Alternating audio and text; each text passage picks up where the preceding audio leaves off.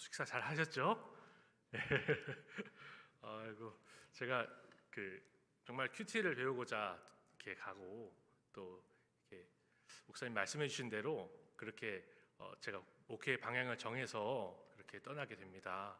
사실은 지원을 하면서 떨어져도 그냥 면접에서 떨어져도 편의점 알바하면서 어떻게든 그걸 목회를 배워야겠다. 그걸 배워야 제가 청년님들 섬기기에 조금 더 부족함이 없겠다라는 생각이 들어서 지원을 했는데 다행히 저를 불러주셨고 정말 아쉬워해 주시는 그런 모습을 보면서 정말 사랑을 많이 받고 있었구나 이런 것을 느꼈어요. 너무 감사합니다.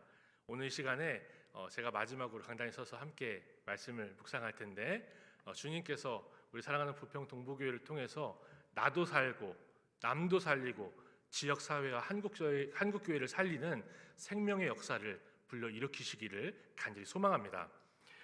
우리가 이 땅에서 숨을 쉬고 음식을 먹고 살고 있어요. 그렇지만 우리는 기본적으로 예수님 없이는 주님 앞에 죽은 사람들입니다. 맞죠?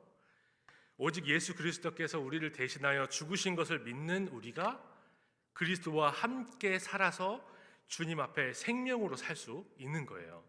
그러니까 살아 움직인다 해도 예수께서 주신 생명 없으면 죽은 것이다 고백할 수 있는 것이 예수 믿는 것입니다. 우리가 읽은 고린도 후서의 첫 번째 수신자인 이 고린도 지역은요 로마의 상업과 무역의 중심지였대요. 그러니까 얼마나 부유했겠습니까? 돈도 많고 사람도 자주 왕래하고 인간적인 시각으로 보면 고린도보다 생명이 넘치는 곳이 없었을 거예요. 그런데 사도 바울이 가서 복음을 전하고 그곳에 1년 6개월 동안 있으면서 양육을 하고 교회를 세울 때까지는 그곳에 생명이 없었던 것을 우리는 성경을 통해서 읽을 수가 있는 겁니다. 이런 시각이 있을 때요 우리가 진짜 생명이 무엇인가, 죽어야 사는 것이 무엇인가, 예수님과 함께 죽고 다시 사는 것이 무엇인가를 읽을 수가 있는 건데요. 사랑하는 여러분, 사랑하는 성도님 여러분들, 이 생명 받아 누리고 계시지요? 예. 주님이 주신 놀라운 생명을 항상 누리시며 하늘의 기쁨을 맛보는 우리 부평 동부교회가 되기를 소망합니다. 이렇게 생명 살리는 사역자, 생명 살리는 사명자, 생명 살리는 교회로 세워지기를 소망하면서 이 본문의 사도 바울의 자랑을 세 가지로 한번 살펴보도록 할게요. 첫 번째요, PPT를 같이 보여주시면 감사하겠습니다. 생명을 살리기 위해서는 우리가 두려움과 떨림으로 살아야 된다는 것을 우리가 본문을 통해서 읽을 수가 있습니다. 사도 바울은 육신을 따라 교회를 혼잡하게 하는 거짓 선생들을 갖다가 어리석은 자들이라고 했어요. 그러면서 그들의 특징을 기탄 없이 말한다라고 얘기를 하거든요. 두려움과 떨림이 없다는 뜻이에요. 본문 17절인데 같이 한번 읽어보겠습니다. 내가 말하는 것은 주를 따라 하는 말이 아니요 오직 어리석은 자와 같이 기탄 없이 자랑하노라. 두려움도 없고 떨림도 없대요. 이를 통해서 우리는 그리스도 안에 있는 성도와 그렇지 않은 사람들의 특징을 볼 수 있는 거죠. 그리스도 안에 있는 우리는요 주님 두려워하는 것, 그리스도 밖 안에 있다고 말하면서도 주님을 알지 못하는 사람은 기탄 없이 말하는 것으로 그 자신의 말로써 자신을 드러내게 되는 거죠. 우리는 주님에 대한 두려움이 있는 하나님의 백성들입니다. 고백하십니까? 네. 이렇게 구원받은 우리가 주님을 두려워해야 우리의 구원을 이뤄갈 뿐만 아니라 나도 살고 남도 살린대요. 빌립보서 2장 12절입니다. 같이 읽어보겠습니다. 그러므로 나의 사랑하는 자들아, 너희가 나 있을 때뿐 아니라 더욱 지금 나 없을 때에도 항상 복종하여 두렵고 떨림으로 너희 구원을 이루라. 내 구원만 이루는 게 아니죠. 함께 이루어가죠. 두렵고 떨림으로요. 성경의 원리가 이겁니다. 우리가 주님을 두려워하기 때문에 위의 권세에 순종할 수 있고, 주님을 두려워하기 때문에 인간 주인을 보면서 눈속임만 하는 것이 아니라 주님을 섬기듯이 일을 할 수 있는 거고요. 주님을 두려워하기 때문에 우리 형제들을 사랑할 수 없는 형제들까지도 사랑해야 된다는 거. 주님 서로 사랑하겠습니다 고백하면서 사랑할 수 있는 힘을 주세요 기도하면서 사랑하고 있는 거죠. 주님을 두려워하기 때문이죠. 구제하며 나누어졌는데요 1년 내내 우리가 착한 열심으로 세상을 섬기며 교회를 섬겼습니다. 왜 그렇게 하셨습니까? 두려움과 떨림이 있기 때문에 그런 거잖아요. 물론 주님을 두려워한다는 것은 이 세상의 개념으로는 쉽게 이해할 수가 없어요. 성경은 주님을 경험하고 주의 사랑을 경험하고 그의 은혜를 받은 사람만이 진정으로 주님을 두려워할 수 있다고 합니다. 주님의 사랑 받으셨습니까? 예. 그러니 주님에 대한 두려움은요, 세상 사람들의 그 느끼는 공포 대상으로부터 느끼는 그런 두려움이 아닌 거예요. 주님을 사랑하기 때문에 두려워하는 겁니다. 그런데 거짓 선생들은 어떻게 합니까? 기탄 없이 자랑하고 있대요. 기탄 없이 자랑하니 나도 자랑해보겠다, 이 얘기를 하는 거예요. 그리스도의 사도인 바울은요, 비방하고 두려움이 없이 자기 자랑을 늘어났던 그 사람들에 대해서 얘기를 하면서 두려움이 없는 사람들과 다르게 자신은 두려워하지만 기탄 없이 한번 자랑해보겠다, 이 얘기를 해요. 세상 사람들도 굉장히 말하는 것에 대해서 두려워합니다. 두려움이 있습니다. 자기가 말하는 것의 결과가 어떻게 될지 알아요. 그래서 낱말은 새가 듣고 반말은 쥐가 듣는다 하죠. 거짓 투사들 하니까 사도 바울에 대해서 낱말을 반말을 막 하면서 당신이 사도냐, 우리가 추천서가 있다, 당신은 말을 잘 못하면서 글은 참 잘 쓴다, 이렇게 비방을 했던 겁니다. 그러면서 자기 자랑했던 거예요. 우리 교회가 이제 생일이잖아요. 우상열 목사님이 부평중앙교회에 계시다가 그 교회에서 노회 장로님들이 우상열 목사님을 고소한 적이 있습니다. 아시죠? 모르시나요? 아세요? 우상열 목사님이 목회자의 말은 하나님의 권위가 있다, 그 얘기 하셨다가 장로님들이 우리 노회에다가 고소를 하셨어요.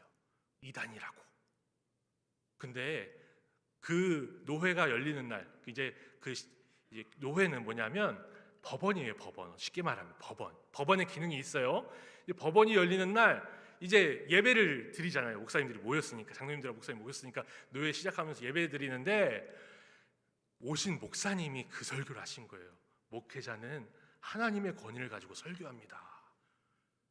목회자가 하나님의 권위를 가지고 설교한다고 해서 이단이라고 이렇게 고소를 당하셨는데, 그날 목사님들이 다 모인 상태에서 아멘 하는 그 설교가 그렇게 선포가 된 겁니다. 어떻게 하셨을까요, 우상열 목사님? 제가 그 나의 자서전이라는 책을 읽은 거예요. 제가 어디서 들은 게 아니고. 무죄, 무죄, 오히려 무고죄가 제국이 돼가지고 그 목사님, 우상열 목사님을 고소한 장로님들을 상황이 된 거예요. 근데 우상열 목사님이 거기다 쓰셨더라고요. 마음으로. 그러니까 우리가 두려움이 없으면 사역자들을 어렵게 할 수 있어요. 내 자랑을 할 수 있어요. 근데 하나님 두려워하니까 미워도 용서가 되더라고요. 우상열 목사님 그거 보여주셨더라고요. 사랑하는 성도님 여러분, 우린 이 땅 살면서 두려움과 떨림으로 구원을 이루어가야 될 줄로 믿습니다. 기탄 없이 얘기하면요, 안 되는 거예요. 기탄 없이 얘기하면 내 주변의 생명이 살아나는 게 아니라, 내 주변 사람들이 예수 믿게 되는 거 아니라 나만 높아져요. 주님이 언제든 다시 오셔도 주님이 칭찬할 만한 말과 행동으로 우리가 살 수 있길 소망합니다. 그래서 마지막 날에 천국에서 다 같이 모였을 때요, 사랑하는 주님 앞에 우리 부평동부교회 모든 식구들이 진짜 칭찬만 받을 수 있는 그런 식구들로 마지막 날에 뵐 수 있으면 좋겠습니다. 이렇게 주님을 두려워하는 우리를 통해서, 주님을 두려워해서 기탄 없이 자랑을 못하는 우리를 통해서 나의 가정이, 우리 회사가, 우리 학교가 주님 앞에 돌아오는 생명의 역사로 나아가기를 축복합니다. 두 번째요, 생명을 살리기 위해서는 듣는 사람의 수준으로 말할 수가 있어야 된대요. 본문 18절인데 같이 한번 읽어보겠습니다. 여러 사람이 육신을 따라 자랑하니 나도 자랑하겠노라. 그 사람들 어리석다라고 방금 말을 했어요. 근데 나도 자랑하겠대요. 나도 자랑해보겠대요. 우리는 근본적으로 너무나 타락한 죄인들이라서 외모로 끊임없이 사람을 판단합니다. 어느 대학교, 어느 출신, 나이가 어떻고, 계속 판단을 하고 또 그 육신을 따라 자랑을 하기 쉽습니다. 그러고 있어요. 그런데 고린도 교회가 사도 바울에게서 이 복음을 직접 들은 사람들이잖아요. 거짓 선생들이 세상의 방식으로 육신을 따라 자랑하는 것을 이제 보니까 이게 스물스물 나오는 거예요. 옛사람이 나오는 거예요. 그래서 그것을 따라갔다고 합니다. 이런 상황에서 사도 바울은 고린도 교회를 살리기 위해서 자신이 방금 전에 어리석다라고 했던 그 방식으로 말을 하겠대요. 자신은 육체를 따라 자랑하는 사람 아니래요. 그런데 여러분이 알아들을 수 있으면 나는 망가지겠다는 거예요. 내가 그 수준을 맞추겠다는 거예요. 이렇게 끝까지 고상함을 유지하는 것보다 사랑하는 형제들을 위해서 망가지겠다는 사도 바울의 적용이 고린도 후서뿐만 아니라 이후에 2000년 동안 하나님의 교회를 세우는, 살리는, 생명의 역사로 나아가게 하는 그런 고백이 되지 않았습니까? 우리는 우리 자신뿐만 아니라 우리 주변도 이런 고백으로 내가 고상할 수 있고, 내가 더 어렵게 얘기할 수 있고, 내가 더 유창하게 얘기할 수 있지만 맞춰줄게요, 이렇게 할 수 있는 그런 전도자들이 되길 소망합니다. 물론 중독에서 벗어난 분들이 복음을 전하기 위해서 술자리 다시 가셔도 된다, 이 얘기 하는 게 아니에요. 맞춰준다는 게 이런 게 아니고, 정말 죄는 끊어야 돼. 죄는 끊어야 되는데 그 사람의 언어와 그 사람의 그 문화와 그 사람이 처한 상황에 따라서 말을 할 수 있는 거죠. 저는 그래서 큐티가 전도자로서의 훈련을 받을 수 있는 최고의 이 훈련 방법이다. 매일 큐티 하잖아요. 자기의 연약함, 자기의 부족함, 자기의 죄를 바라보는 거니까 매일 큐티하니까 매일 만나는 사람들에게 매일 다른 적용을 하면서 다른 고백을 할 수가 있더라고요. 정말 우리가 복음을 위해서 체면 내려놓고 이미지가 망가져야 돼요. 제가 조금 좀 이렇게 목소리도 이렇고, 저는 웃기려고 얘기를 하는데 안 웃고, 네. 멀쩡하게 생겨가지고, 그런 사람인데 유초등부를 굉장히 오래 했어요. 제가 2007년도부터 했거든요. 2007년도부터 군대 2년 다녀오면서 군대 안에서도 군종병사로 주일학교 섬겼으니까 그것까지 쳐주시면 우리 부평 동부교회 오기 전까지 7년 동안을 어린이 사역만 했어요. 맞춰주고 싶었어요. 너무 맞춰주고 싶어서 영화도 편집하고 영상 기술도 배워서 학생들한테 막 보여주고 많이 맞춰줬어요. 그런데 너무 맞춰주는 거에다가 너무 기울어다 보니까 이게 복음은 없고 애들하고 제가 놀고만 있더라고요. 그래서 어느 순간 얘네들한테 복음을 가르쳐놔야 나중에 제가 떠났을 때 정말 이 학생들이 세상 풍파에 휩쓸리지 않고 주님 말씀대로 살겠구나 해서 또 어디로 갔냐면, 제가 맞춰주지 않고 말씀 전하는 걸로 간 거예요. 부평동북에 처음 왔는데 1학년부터 6학년까지 앉혀놨는데 제가 칠판을 갖다 놓고 40분, 50분을 설교했습니다. 안 놀라시네요. 원래 그런 거지, 이렇게 생각하시는 거예요? 40분, 50분을 실컷 설교를 했어요. 내가 언제 떠날지도 모르고, 나도 건강도 안 좋고, 내가 언제 부평동북에를 떠날지 모르니 죽어라고 가르쳐야겠다 막 가르쳤어요. 그랬더니 그게 아니더라고요. 체면 다 내려놓고 율동도까지 다시 하고, 그리고 복음도 전했어요. 학생들이 뭘 좋아하는지도 계속해서 물어보고 그거 한번 보기도 하고 직접 해보기도 했어요. 내가 낮아지더라도 생명을 살리기 위해서 그 사람이 들을 수 있는 언어로 대화하는 것이 오늘 사도 바울이 말하는 적용입니다. 이 적용이 돼야 돼요. 10대 청소년 있는 가정 있으십니까? 10대 청소년은요, 이 두 가지가 있다면, 만약에 충동적인 부분, 모험을 하고 싶은 그 호르몬이 있고 이걸 제어하고 싶은 호르몬이 있다면 이 둘 중에 하나가 망가지고 하나가 확대가 된대요. 그러니까 절제하고자 하는 그 호르몬은 이 사춘기가 딱 되면은 줄어든대요. 충동적인 호르몬이 확 늘어난대요. 그러니까 이 친구들한테 복음은 어떻고 너가 지금 장로의 아들인데, 너가 지금 집사의 아들인데, 너 교회를 몇 년을 다녔는데 이거 하면 그 친구들한테 맞춰주는 적용이 아니겠죠. 기다려줘야 되죠. 기도해줘야 되죠. 그 친구들한테 뭘 좋아하는지 자꾸 이렇게 물어보면서 기다려주고 관찰하고, 이런 과정이 필요할 겁니다. 우리가 전도하려고 막 작정을 하잖아요. 작정을 할 때 기도만 하는 게 아니라 관찰을 해야 돼요. 그 사람이 무슨 얘기를 하면 듣더라, 그 사람이 무슨 얘기를 하면 불편해하더라, 관찰이 돼야 돼요. 남편이 교회를 안 나와요. 이 남편이 뭘 싫어하는가, 뭘 좋아하는가 관찰을 하셔야 돼요. 그러니까 맞춰줄 수 있는 적용이 있어야 가정이 사는 거고 주변이 사는 거예요. 맞출 줄 모르는데 나는 분명하게 진리를 갖고 있어. 진리 얘기하니까 안 되더라고요. 사도 바울이 뭐라고 합니까? 많은 사람이 자랑하니 나도 자랑하겠노라 하는 거죠. 우리가 좀 망가져야 돼요. 조선시대에 의료 선교사님으로 입국한 한 선교사님이 있습니다. 너무나 잘 아셔서 성함은 나중에 말씀드릴게요. 양화진에 비석도 있어요. 근데 이분이 선교사님으로서 의료 선교를 하다 보니까 이 조선 사람들을 많이 만나긴 하는데 이 조선 사람들이 의원에 와서 고침을 받고 교회에 와서 뭔가 받아는 가는데 고마움도 없고 당연히 받아가는 것 같고 체면 때문에 에헴 하고선 교회는 오는데 변화가 없어 보이니까 이 조선 사람들에 대한 무시와 경멸과 너무 질리는 거예요. 그런데 이 선교사님이 두 간호사님과 함께 이 두 간호사님 중에 한 분은 이 조선에 와서 솔레 교회 지으려고 금식하면서 이렇게 여름에 사역하시다가 열병으로 돌아가신 분이거든요. 근데 이 약혼남이 죽었다는 걸 알고 이 조선에 와서 또 간호선교사로 계셨던 분이에요. 두 분과 또 이렇게 사역을 기도회를 하다가 이 하디 선교사님이에요. 로버트 하디 선교사님이 성경을 보는데 부모가 자식에게 좋은 걸 줄 알거든 하물며 구하는 자에게 성령을 주지 않겠느냐 이 말씀을 읽고 성령 받아야겠다. 그렇게 해서 말씀을 읽고 기도하다가 갑자기 회개가 터져 나오는데 조선 사람들에 대한 자신의 경멸과 무시와 그런 것들이 막 터져 나오더래요. 내가 정말 잘못했다고. 그 고백이 필두로 해서 시작된 게 뭐였죠? 1907년도에 평양 대부흥 운동이었습니다.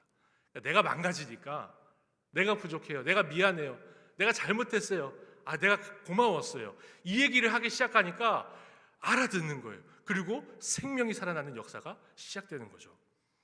사랑하는 여러분, 우리가 체면 내려놔야 돼요. 체면 내려놓고 물론 우리 목사님이 하나님 앞에서 체면 차립시다 라고 말씀하셨지만 우리는 하나님 앞에서 체면 차리지만 다른 사람들 앞에서는 생명 살릴 일에는 체면 내려놓고 미안하다 할 수 있어야 돼요. 아무리 내 자식이고 내 뱃속으로 났어도 내가 잘못하면 미안하다. 우리 엄마가 이상하네. 우리 아빠가 이상하네.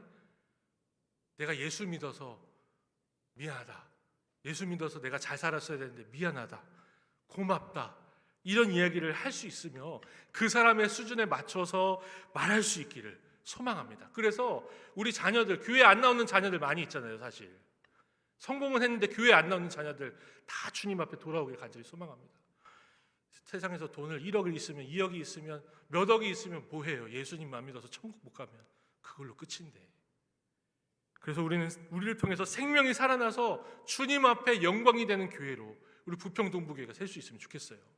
마지막 세 번째요. 생명을 살리기 위해서는 같이 한번 고백해 볼게요. 약한 것을 자랑할 수 있어야 합니다. 약한 것. 본문 22절입니다. 같이 읽어보겠습니다. 그들이 히브리인이냐 나도 그러하며 그들이 이스라엘인이냐 나도 그러하며 그들이 아브라함의 후손이냐 나도 그러하며. 우리가 성경 공부를 너무나 많이 했기 때문에 사도 바울이 어느 출신인지 너무 잘 알고 있잖아요. 사도 바울이 여기에 자랑에 빠뜨린 게 몇 가지 있어요. 첫 번째 바리새인인 거, 두 번째 가말리엘 문화인 거 빠뜨렸어요. 이런 얘기 했으면요 가말리엘이라는 그 이름만 들어도 거짓 교사들이 고린도에 왔던 거짓 교사들이 입을 탁 다물었을 텐데 사도 바울이 그거 자랑을 안 하더라고요. 이어지는 24절부터 바울의 자랑은요 사실상 세상 사람들하고 결을 달리하는 사람입니다. 그렇죠? 복음 전하다가 죽을 뻔했다. 몇 번 맞았고 몇 번 죽을 뻔했고 이런 자랑을 해요. 이게 무슨 자랑입니까? 세상 나가면 자랑 안 돼요. 차라리 세상 사람들이 딱 듣고 와 할 자랑이 뭐죠? 내가 몇 개의 교회를 세웠고 그 교회 교세가 몇 명이며 헌금은 얼마나 거쳤고 이런 얘기하면요 우와 할 거예요. 사도 바울 뭐라고 하죠? 내가 3번 파선하였고 굶고 잠을 못 자고 40에 하나 감한 매를 5번을 맞았고 이거라는 거예요.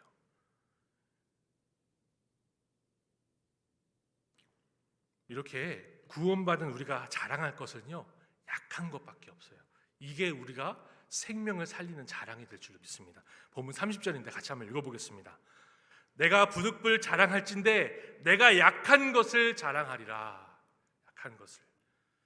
이렇게 내가 내 자존심 체면 구기면서 세상적으로 자랑하고 싶은 것은 빼놓고 약한 것을 자랑할 때 내 주변에 생명의 역사가 있는 거예요. 이거 사도 바울이 2000년 동안 고린도서를 읽는 모든 사람들에게 보여주고 있는 겁니다.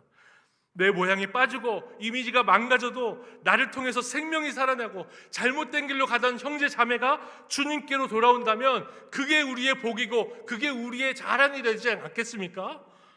우리가 오픈하지 않으면요 괜찮은 사람이 될 거예요. 중간은 가잖아요. 말 안 하면 중간 간다 이러지 않습니까? 오늘 아침에 어떤 우리 중고등부 학생 중에 한 명이 제가 갑자기 나눔이 기도를 시켰어요. 큐티 간증을 시키거든요. 제가요 시켰는데 이 친구가 지난주 예배 시간에 졸았대요. 전날에 SNS하고 유튜브 보고. 저는요 그 친구를 빤히 쳐다보면서 설교하면서도 그 친구가 존재 몰랐어요.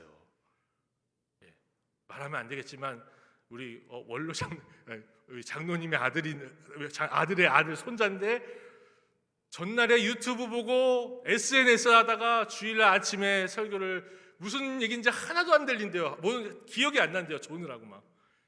가만히 있으면 중간이라도 가는데 이 오픈을 하니까 다른 학생들도 오픈을 하니까 내가 망가지긴 하는데 고백이 되고 회개를 하더라고요. 하나님 앞에 내가 이렇게 회개합니다. SNS 그만하고 예배 시간에 집중할 수 있도록 저는 빨리 자겠대요.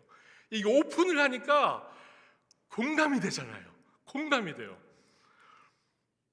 가만히 있으면 괜찮은 사람들도 한 알이 미랄이 땅에 떨어져서 가만히 있으면 한 알 그대로 있대요. 썩으면 어떻게 되죠? 많은 열매를 맺는데요. 요한복음 12장 24절입니다. 같이 읽어볼게요. 내가 진실로 진실로 너희에게 이르노니 한 알의 밀이 땅에 떨어져 죽지 아니하면 한 알 그대로 있고 죽으면 많은 열매를 맺느니라. 내가 말 안 하면 나는 괜찮은 사람 될 수 있어요. 내가 안 망가지면 나는 그나마 훌륭해 보이는 기독교인이 될 수 있어요. 근데 내가 나의 약점을, 나의 부족함을 드러내고 주님의 높으심을 드러낼 때 나를 통해서 많은 열매가 맺혀질 줄로 믿습니다. 제가 큐티하는 교회 가잖아요. 목욕탕 교회예요. 거기가 목욕탕 교회. 월요일날 가서 제가 막 이렇게 오픈을 했더니 부서를 바꿔버리시더라고요. 제가 원래 35세 이상 이제 노처녀 노총각이 된 청년들을 섬기기로 했었는데 청소년부 사역자로 다시 바꿔버리셨어요. 정말 이게 오픈에 힘이 있어가지고 저희 이 자녀들 세대를 다음 세대들을 제가 잘 세울 수 있도록 기도해 주시기 바랍니다. 저도 적용을 해야 되잖아요. 그래서 좀 가는 사람이 이렇게 적용을 하기는 쉽지 않아요, 사실.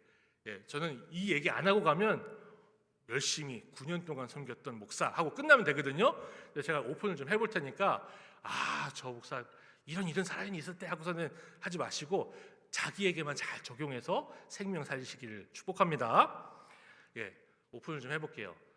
저는 저의 어머니가 남편과 사별을 했어요. 어디 가서 얘기하지 마세요. 저희 남편이 저희 어머니의 남편이 자살해서 돌아가셨어요. 아들, 딸 나놓고 자살해서 돌아가셨어요. 저희 어머니는 시아버지 병수발을 끝까지 다 하고 선산을 다 물려받고 그렇게 너무나 사랑을 받으면서 남편은 죽었지만 그 시골에서 충청도 시골에서 그렇게 잘 사셨는데 어느 날 딸이 제 누님이죠. 본 적이 없는 그분이 개천에 나갔다가 빠져 죽는 꿈을 꾸고 그날 아침에 이상하다 했는데 그날 오후쯤에 빠져 돌아가셨어요. 남편 죽고 딸이 죽으니까 소망이 없어서 저희 어머니 선산 다 정리하고 그리고 서울로 올라와서 저희 아버지를 만났습니다. 저희 아버지는 외도를 하셨습니다. 외도가 뭔지 모르시는 분 계십니까? 바람을 피셨어요. 그래서 제가 태어났거든요. 저희 어머니가 앞에 생긴 한 놈은 이렇게 지으시고 저를 제가 생겼을 때 이 외도하신 아버지가 뭐가 그렇게 떳떳한지는 모르겠는데 주님이 저를 살리시려고 내가 돈 다 낼 테니 살려라 낳자 해가지고 낳았어요. 저는 저, 형 그리고 어머니 세 명이서 살았습니다. 결핍과 결핍은 다 달고 살았겠죠, 당연히. 제가 초등학교 3학년 말에 이제 전셋집에서 쫓겨나서 겨울 엄동설 안에 인천으로 이사를 왔습니다. 그 당시에 다니던 교회 노량진에 있는 강남교회를 다녔어요. 예전에 송태근 목사님 계시고 지금은 다른 교회 목사님이 계시는데 거기서 이제 성탄절 그 발표를 하느라 제가 이 부평에서 전철을 타고 노량진까지 가서 성탄 발표 연습을 초등학교 3학년 때 하고 오기를 그렇게 연말까지 했습니다. 그런 와중에 저희 어머니는 집에서 가장 가까운 교회, 집에서 가장 가깝고 규모가 있는 교회에 출석을 하시고, 제가 그 성탄 발표회가 끝난 다음에 이제 교회를 와야 되는데 저희 어머니가 이상하게 본인이 다니시던 교회는 데려가시질 않으시고 저희 집을 기준으로 정반대편, 저희 집을 기준으로 어머니가 다니던 교회는 걸어서 5분, 저희 집을 기준으로 제가 다니기로 한 교회는 걸어서 20분 교회를 소개시켜 주더라고요. 왜 그러셨을까? 지금 생각해 보니까 어머니가 이사 오면서부터는 저를 숨기고 싶으셨던 거예요. 모교회로부터 자기가 다니는 교회에는 저를 소개시키고 싶지 않은 거예요. 너무나 다행히로 제가 이제 20분 걸어서 다니는 교회를 주일 아침 예배부터 유초등부 그 오후 예배까지 해가지고 1년을 정말 열심히 다녔거든요. 여름 수련회가 3박 4일 있었는데 쫓아갔습니다. 쫓아가가지고 주님을 인격적으로 만나버렸네요. 예, 너무나 어려운 환경이어서 그런지 주님 빨리 만나주셨어요. 그런데 문제는 뭐냐면 은혜를 받았으면 이 부평 감리교회에서 은혜를 받았으면 거기서 계속 자라야 되잖아요. 근데 하나님이 열병을 허락하신 거예요. 열병. 아니 주일만 되면, 평일에는 괜찮아요. 주일만 되면 열이 나는 거예요. 막 39도 40도를 끓는 거예요. 그러니까 저희 어머니가 안 되겠다, 멀리 있는 교회를 혼자 보낼 수가 없으니까, 이 열덩어리를 갖다가 혼자 20분 가는 교회를 보낼 수가 없으니까 어머니가 다니는 교회를 데리고 가셨습니다. 그래서 거기서 담임 목사님 안수를 받았는데 안수를 받자마자 병이 났어요. 하나님이 저를 어머니가 다니는 교회 같이 다니게 하시려고, 그런 배려를 하시려고 그런 기적을 허락하신 거죠.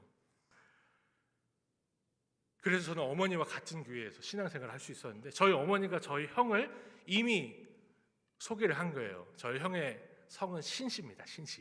신각철 목사님이세요. 그래서 부평 화랑교회에다가 이력서를 넣다가 떨어져서 다른 데 갔는데, 신각철 목사가 큰아들인데 둘째 아들은 김현웅 거예요. 그러니까 어머니가 숨기고 싶어서 이게 안 드릴 것 같던 거죠. 근데 너무나 조용하게, 전 너무나 조용한 성격이라 사고 한 번 안 치고 조용하게 잘 다니다가 문제가 생겼습니다. 고등학교 2학년 때 아무 준비 없이 중창대회, 한남로의 주일학교 연합회 중창대회 나갔다가 시간이 비니까 비는 시간에 성경고사 대회나 한번 가보자 해서 나갔던 대회에서 제가 1등을 해버렸거든요. 부평 화랑교회에서 난리가 난 거예요. 1등한 사람 처음 나왔어요 그때. 그래서 난리가 나서 행가래를 쳐주고, 담임 목사님이 이 친구는 미래가 밝다고 막 하시니까 난리가 난 거죠. 권사님들이 물어보시는 거예요. 현우는 어떻게 된 거야? 김씨잖아. 어머니가요 신각철 목사와 김현우를 설명하셔야 되는 상황이 온 거예요. 어떻게 하셨을까요? 주워 왔다고 말씀하셨어요. 현우는 주워온 애예요. 저희 어머니가 그렇게 말씀하시고 찔리셨는지 와가지고는 내가 이렇게 말했으니까 사실대로 말하지 말아라 하시더라고요. 제가 그때 사춘기, 저희 어머니 갱년기. 누가 이길까요? 뻔하죠. 이기지 마시기 바랍니다. 우리 갱년기.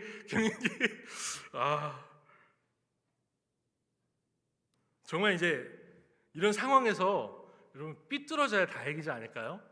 우리 중고등부 이제 재적이 한 35명 되는데 나오는 친구들은 오늘 16명 현장에 나왔어요. 인터넷으로 예배드리는 학생들까지 한 20명 됩니다. 이 친구들 중에 제가 이런 얘기를 하면요 비슷한 친구가 한 명도 없어요. 다 부모님 계시고. 그러니까 저는 삐뚤어져야 되는 상황이잖아요.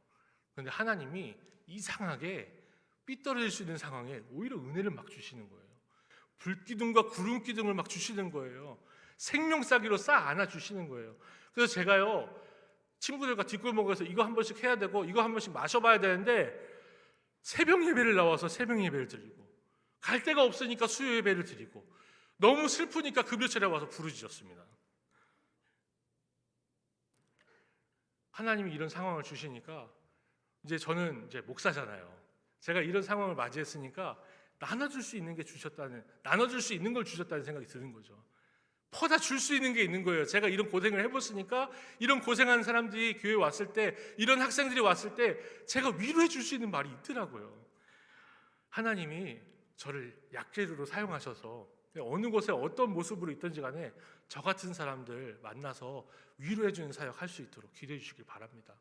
또 성도 여러분, 여러분의 각자의 아픔이 있으시잖아요. 그게 사명의 자리인 줄 아시고 내 약점, 내 약한 것, 내가 낮아지는 거 두려워하지 마시고 그거 오픈하시길 바래요. 그리고 그 오픈을 통해서 많은 사람들이 생명을 살리는 역사가 있기를 소망합니다.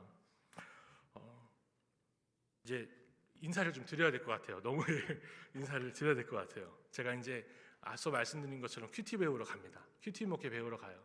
목장 모임 어떻게 하는지, 그 목장 모임 오면요, 이제 부부 싸움을 참으신대요. 그 교회는 부부 싸움을 집에서 하면은 해결이 안 나니까 목장 모임 가서 싸워야지. 구역 모임이에요. 그게 구역 모임 가서 싸워야 해결이 난대요.